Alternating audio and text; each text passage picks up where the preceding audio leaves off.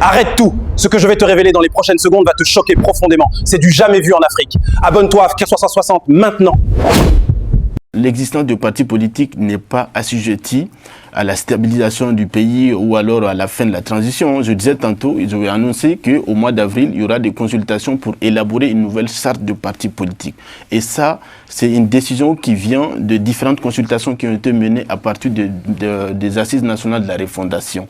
Donc, ce qui fait qu'il y aura une nouvelle charte de partis politiques, certainement qui sera différente de la charte de 2005.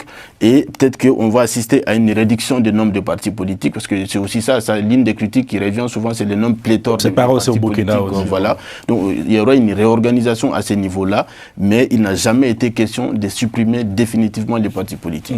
Au Burkina Faso aujourd'hui, d'accord, aujourd'hui, il y a une charte. Il y a une constitution qui a été adoptée démocratiquement, qui n'a pas été suspendue, qui a été rétablie. Ça veut dire qu'il y a une combinaison entre une constitution démocratiquement adoptée, donc la démocratie, avec les exigences de la sécurité exprimées dans la charte. D'où l'expression démocratie sécuritaire. Mais vous pensez que dans nos pays-là, en fait, on peut s'asseoir comme ça, sur même un plateau de télé public et critiquer... Non. Et critiquer ou même dénoncer des scandales d'État, on sait comment ça fonctionne. Donc, en fait, je pense que aujourd'hui, parce qu'il n'y a, pas de démocratie. Non, je veux applaudissons ceux qui ont la possibilité d'avoir des armes. Est-ce que je peux terminer? Il ne fait pas l'apologie du coup d'État. Mais c'est ce qu'il est en train de faire, c'est ce qu'il est en train de nous dire. Absolument pas. Je peux m'exprimer. Et surtout, est-ce que c'est le nouveau régime? Non, mais je peux m'exprimer. Je vais terminer, je vais chuter sur quelque chose. Vous savez, en fait, on est en Afrique de l'Ouest. Le problème, en fait, c'est que ce qui s'est passé au Mali s'est reproduit au Burkina, s'est reproduit au Niger.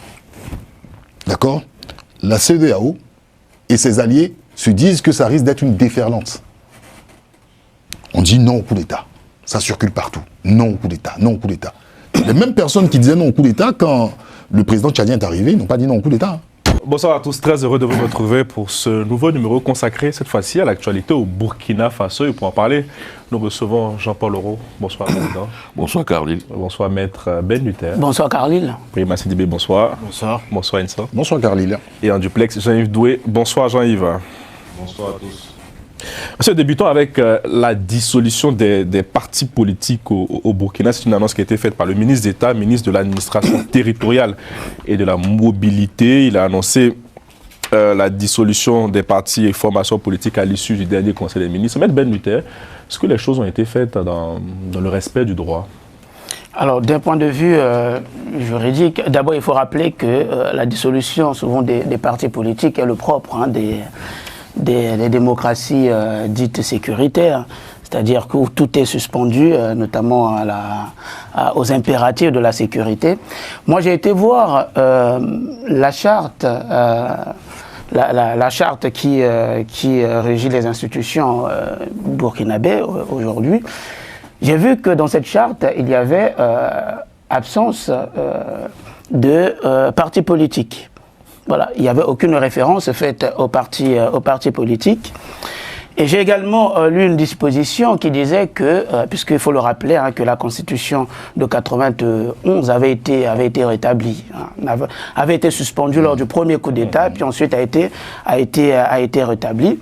Et donc, il y a une disposition de la Charte qui dit que, en cas de conflit entre la Constitution et la Charte, c'est les dispositions de la Charte qui l'emportent. Donc ça veut dire qu'on peut considérer que l'activité des partis politique au Burkina Faso est basée sur sur la Constitution de 91, mais sauf que si ces activités sont menées ou sont contraires aux intérêts sécuritaires actuels, c'est-à-dire à ce moment-là, c'est la charte qui l'emporte et donc c'est comme s'il n'y avait jamais eu de parti politique, d'où la raison de la dissolution des partis politiques. Donc je pense que d'un point de vue sécuritaire, ça peut être justifié. D'un point de vue sécuritaire, au regard de la charte, ça peut être justifié. Maintenant, d'un point de vue de la démocratie au sens pur, on peut se poser la question de savoir est-ce que au Burkina Faso, actuellement, c'est véritablement un régime démocratique au sens pluralisme du terme. Vous avez parlé de démocratie sécuritaire, c'est nouveau ça? Je ne sais pas, la démocratie, c'est un fourre-tout. Mais je pense que Là, si on lit les propos du ministre, il accuse les partis politiques d'avoir favorisé la division des citoyens, contribué à la fragilisation du tissu social et créé un développement déséquilibré du territoire. Ce sont des motifs qui permettent de discuter. Bien entendu. D'ailleurs, le rôle d'un parti politique, c'est quoi? C'est de concourir tout simplement à l'unité nationale, de veiller à ce qu'il y ait la cohésion nationale. On peut avoir des divergences d'idées, etc. Mais ce qui rassemble, c'est l'unité nationale. À partir du moment où des partis politiques s'écartent de cette logique, à ce moment-là, les partis ne concourent plus pour l'intérêt général et donc, dès lors, sont en porte-à-faux avec la loi et une dissolution peut être justifiée à ce moment-là. Président Jean-Paul Laurent, en tant qu'analyste politique, c'est une décision... je dirais qu'il peut avoir aussi un coup politique pour le président de la transition ou pas? Un coup politique. Un coup politique en termes d'analyse, que peut-être on peut dire qu'il y a un vrai recul démocratique encore au Burkina Faso ou on reste dans la continuité. J'ai bien aimé l'expression démocratie sécuritaire. Je ne sais pas ce que ça veut dire démocratie sécuritaire. Franchement, c'est avec Maître Ben que on va en développer plus tard. Cela. Pour moi, c'est ce type de formule très souvent que c'est un pouvoir ou c'est un régime créé pour donner une spécificité à sa démocratie qui ne correspond pas véritablement au fond du mot démocratie. On a entendu des fois démocratie à l'ivoirienne, histoire de restreindre un peu les choses, machin, pour ne pas leur donner cet élan qu'est véritablement le concept de démocratie. Mais pour revenir à la situation burkinabé, j'avoue que je ne suis vraiment pas surpris. Cette question des dissolutions des partis politiques, il fallait s'y attendre depuis la naissance de ces chartes qui, sans mettre en difficulté ou du moins sans retirer la Constitution, il crée une nouvelle hiérarchie des normes où du coup la charte est au-dessus de la Constitution. Et nous, en dessous, on sait que sur la Constitution, dans la hiérarchie des normes, il y a la Constitution, les lois, et ensuite les décrets et arrêtés. Mais extraordinairement, ce régime a réussi à créer une autre hiérarchie des normes qui existent dans le monde. Donc pour moi, quand cette histoire des chartes arrivée, il dit bon, c'est fini. Il peut se permettre tout. Et je peux aller plus loin, et n'importe quoi. Donc aujourd'hui, pour moi, c'est un véritable recul démocratique. Ce qui se passe au Burkina Faso, cela correspond certainement à une volonté. Je ne veux pas critiquer ce régime pour dire, là où ils vont là, ils vont nous dire, on assiste maintenant, peut-être qu'on va aller plus profondément après. Mais pour moi, je vais chuter sur ce devait pour dire, Ibrahim Traoré est en train de rendre son régime hyper présidentialiste dans la mesure où il n'y a même pas de contre-pouvoir, je dirais, institutionnel. Parce que la démocratie existe sous plusieurs formes. Il y a la forme institutionnelle avec les institutions qui arrivent, qui peuvent être des contre-pouvoirs les uns pour les autres. Et il y a la démocratie, je dirais, active où les populations, les partis politiques, les syndicats ont l'occasion de parler, s'exprimer dans un cadre des libertés collectives et individuelles. Mais dans le cas actuel aujourd'hui, Ibrahim Traoré devient véritablement l'homme fort du Burkina Faso au sens plein du terme, parce qu'en face de lui, il n'a aucun contre-pouvoir. Les partis politiques sont en total déphasage continu avec les aspirations réelles du peuple et les enjeux stratégiques, notamment sécuritaires. Brima, oui, alors, sur les mots du ministre vous savez, il y a l'administration territoriale. Il y a une maxime qui dit qu'il n'y a jamais 203, c'est-à-dire que quand on voit aujourd'hui cette décision, je pense qu'elle s'inscrit d'abord dans la dynamique de la confédération de l'AES, parce que ça a d'abord commencé au Niger, donc la dissolution des partis politiques, ensuite au Mali, et cette fois-ci, nous sommes au Burkina Faso. Donc je pense que c'est une décision qui est attendue. Et en réalité, c'est vrai que c'est peut-être un acte officiel qui met officiellement fin à l'existence des partis politiques, mais dans les faits, depuis l'arrivée d'Ibrahim Traoré au Burkina Faso, à la tête du Burkina Faso en septembre 2022, le parti politique ne mène aucune activité politique. Donc je pense que dans les faits, c'était déjà le cas. Et autre chose, peut-être pour répondre à tout ce qui a été dit par rapport à la démocratie sécuritaire ou la démocratie tout simplement, le capitaine Traoré a déjà clarifié cela dans plusieurs de ses allocutions. Au Burkina Faso, on n'est plus en démocratie, on est en révolution progressiste populaire. Ouais. C'est très clair, c'est-à-dire que je pense que les débats ne se posent même plus au Burkina s'il s'agit de démocratie ou pas. Ça a été tranché par le capitaine Traoré, et je pense que ça c'est important aussi parce que vous savez, les langages ne servent pas uniquement à décrire le fait, mais il sert aussi à construire des imaginaires collectifs. Et donc c'est pour cela que, et même si on s'inscrit dans les cadres démocratiques, à mon avis, l'instrument de mesure en démocratie, c'est le peuple. Donc aujourd'hui, vous donnez la parole aux Burkinabés, vous leur dites ce qu'ils pensent de cette décision. Je peux prendre le pari qu'une grande majorité soutiendrait la dissolution des partis politiques. C'était ma question sur le Et donc justement, même si on s'inscrit dans la norme démocratique au sens pur, c'est-à-dire que le choix du peuple, je pense qu'on peut dire que bon, aujourd'hui c'est une décision qui est favorable, qui est accueillie de façon favorable par une bonne partie de la population. Mais par contre, moi je mettrais peut-être un bémol par rapport aux motifs évoqués. Parce que quand on dit que les partis politiques ont fragilisé les tissus sociaux, l'unité nationale, vous savez, ça c'est justement un groupe de mots qu'on appelle en analyse des discours la langue de coton, c'est-à-dire que ce sont des expressions toutes faites et qui acquièrent systématiquement l'adhésion des populations. Mais dans les faits, je pense qu'il faut quand même mettre un bémol. Pourquoi je dis ça? Parce que dans la sociologie politique du Burkina Faso, je n'ai pas l'impression que les citoyens adhèrent à des partis en fonction de leur groupe ethnique. Ça, ce n'est pas un phénomène qu'on constate très souvent au Burkina Faso. Peut-être dans d'autres pays, oui, mais pas forcément au Burkina Faso. Donc, évoquer cela, et j'en veux pour preuve, pour terminer, vers la fin du mandat de Roch Kaboré, donc avant le coup d'État, la principale figure d'opposition, donc Zéphirin Diabré, donc président de l'UPC, est entré dans le gouvernement, c'est-à-dire qu'en tant que ministre d'État chargé de la réconciliation, justement. Et donc je pense que ce sont des mesures qui avaient été prises avant même cette période au Burkina Faso. Donc les motifs évoqués, je crois qu'on aurait pu être déjà très clair en disant que le bilan des partis politiques est infaillible. On aurait pu trouver des arguments assez logiques plutôt que de passer par... Sur la division des citoyens, à votre avis, ça ne passe pas cet argument?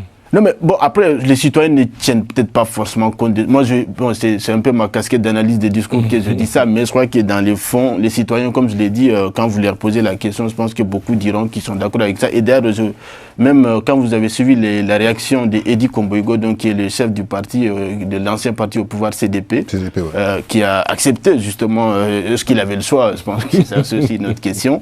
Mais dans le fait, dans l'opinion, ce que je vais dire, c'est que c'est une décision qui n'est pas forcément contestée. Bon, moi, il y a quelque chose que je comprends pas, et c'est vrai que ça fait vraiment débat. C'est en fait le modèle type. Je pense que depuis quelques années en Afrique, j'ai l'impression qu'en fait la démocratie est un instrument sacro-saint qui peut-être émane en fait du tout-puissant et qu'il faut forcément l'imposer. Vous savez, je pense que tout part d'une vision. Et à la base, en fait, Ibrahim Traoré n'est pas un politicien. Il n'est pas arrivé au pouvoir par des élections. C'est ce que les gens souvent ils oublient. En fait, quelqu'un qui arrive en fait au pouvoir, il fait ce qu'on appelle un coup d'État. Il ne vient pas en fait continuer ce qui a été fait. Normalement, il vient déranger une stabilité. Il dérange un ordre qui est établi. Il arrive avec une vision. Il arrive avec sa vision. Et sa vision, il la soumet. Alors, il faut comprendre quelque chose. Moi, la démocratie toute faite, je ne suis pas un partisan de cela, parce que je trouve qu'on se fourvoie et on ment beaucoup dans nos pays africains. D'accord ? La démocratie est un slogan. Si on veut véritablement regarder en Afrique de l'Ouest, je vous demanderai de chercher un pays qui est vraiment démocratique, peut-être le Ghana. Et le Sénégal. Même le Sénégal, on a vu avec Macky Sall. Le Libéria peut-être aussi ou... Le Libéria, bon après, oui, effectivement, le Libéria est un cas d'école, mais vous savez les péripéties qui sont passées au Libéria. Vous voyez ce que je veux dire? Est-ce qu'il faut passer par des catastrophes avant de... Voilà. Donc, il y a quelque chose de très, pour moi, qui est évident. Et effectivement, mon prédécesseur l'a précisé, hein, Ibrahim Traoré, moi, je l'ai entendu à plusieurs reprises parler de révolution progressiste populaire. Il a dit, on n'est pas dans les modèles. Mais vous verrez, en fait, dans le narratif de la plupart d'une intelligentsia, qui parle tout le temps de démocratie, oui, c'est vrai, une intelligentsia, une élite intellectuelle africaine, démocratie à tout va. Si on veut véritablement être des démocrates, il faut s'exprimer sur tout. Parce qu'il y a beaucoup de dysfonctionnements qui ne vont pas. Déjà, il y a une base qui parle de la séparation des pouvoirs. Est-ce que les pouvoirs sont véritablement séparés en Afrique de l'Ouest, par exemple? Je ne pense pas. Moi, personnellement, je ne crois pas. D'accord? Il y a une sorte de loi du plus fort, de celui qui est en costume, qui fait ses 5 ans. Loi du plus fort, ou souvent truc, d'accord, l'élection des élections, ou souvent on a une grosse influence sur les différents pouvoirs. C'est un fait. Après, c'est une question de vision. Il a sa vision. Il arrive, tout à l'heure, Maître parlait des démocraties sécuritaires. Moi, j'emploierai pas ce terme, voilà. Mais je pense qu'il oui, non, il a une vision qui, pour moi, avant toute chose, est sécuritaire. Il y a aussi une influence, que l'on veut ou pas, qui est plutôt marxiste, qui est plutôt, on va dire, plus ou moins marxiste ou léniniste, où on parle effectivement d'une nationalisation de l'économie, où on a aussi, d'accord, en inimité un certain bloc. Tous ces éléments-là sont à prendre en compte. Et est-ce que ce modèle a déjà existé en Afrique de l'Ouest? Oui, il a existé au Ghana, avec Jerry Rawlings. Voilà, et c'est un modèle. Et Jerry Rawlings, à cette époque, on disait oui, effectivement, que c'était un dictateur, il était contre la démocratie. Mais ces mêmes institutions qui reprochaient à Jerry Rawlings d'avoir géré le Ghana et de mettre le Ghana vraiment sur des rails, sont venus le féliciter plus tard. Et il a organisé des élections au Ghana. Aujourd'hui, le Ghana est un modèle, d'accord, franchement, on ne dira pas qu'il est parfait, mais c'est un cas d'école aujourd'hui. Donc, il a une vision. Est-ce qu'aujourd'hui, les partis politiques seront suspendus définitivement au Burkina Faso? Moi, je n'y crois pas. Non, il y aura un projet de loi qui créera bientôt le statut de chef de l'opposition. Donc, c'est un peu, on part vers une réorganisation, je pense. Bah, c'est comme le cas du Mali, parce que tout à l'heure, mon prédécesseur indiquait pour le Mali, parce que contrairement au Niger et au Burkina, le Mali n'a pas suspendu définitivement. C'est une suspension qui est provisoire, qui est dite provisoire. Même des partis d'opposition avaient levé de la voix pour savoir s'il devait avoir une clarification à ce niveau. Moi, je parle juste, en fait... Le provisoire, il y a même un procès en cours au Mali, là. Non, mais il y a même un procès en cours. Effectivement. Donc, moi, j'ai suivi cela de près. Moi, contrairement... Non, j'aimerais t'arrêter 2 secondes pour... Le provisoire malien, là, c'est combien de temps? Bon, non, je peux vous répondre. Hein. Oui. Déjà, au mois d'avril, il y aura une consultation sur la nouvelle charte de partis politiques au Mali. Donc, pour redéfinir la charte de partis politiques au Mali. Donc c'est pour dire, et d'ailleurs quand vous avez remarqué, dans les 3 pays, il n'y a qu'au Mali où avant la dissolution des partis politiques, il y a eu des manifestations au début du mois de mai 2025, parce qu'au Mali, il y a cette pratique démocratique, entre guillemets, avec toutes les failles qui accompagnent, mais de 92 jusqu'à 2020, il y a eu régulièrement des élections au Mali, il y a eu des figures politiques qui ont émergé, et ce qui n'est pas le cas justement au Burkina Faso, au Niger, parce que vous savez qu'au Burkina, c'est uniquement Roch Kaboré qui a été le premier président démocratiquement élu en 2015. C'est combien de temps? Alors, non, mais je vous réponds qu'au mois d'avril, il y aura la consultation sur la nouvelle charte. Je peux rebondir là-dessus. Dans la décision... parce que je vais chuter. Allez, le président, terminez, oui. Parce que dans la décision qui a concouru à la dissolution des partis politiques au Mali, il est dit clairement que quand la junte militaire qui est actuellement aux affaires aura sécurisé le Mali, à partir de ce moment-là, maintenant, on pourra passer à, je pourrais dire, la réinstauration du multipartisme au Burkina. Non. Si. L'idée fondatrice de ça, c'est ça. On va je sais qu'il y a toujours eu des échanges constants, d'accord, avec l'opposition malienne. À partir d'un certain moment, effectivement, l'opposition malienne était assez bruyante. Donc, il y a eu cette suspension provisoire.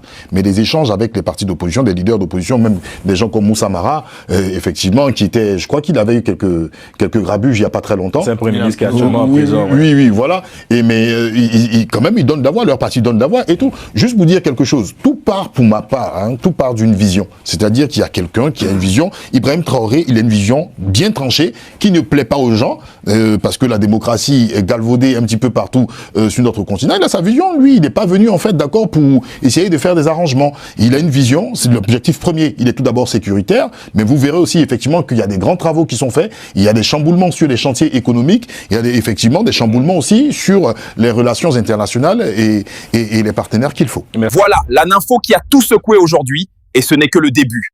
Si cette révélation t'a choqué autant que moi, imagine ce qui arrive demain.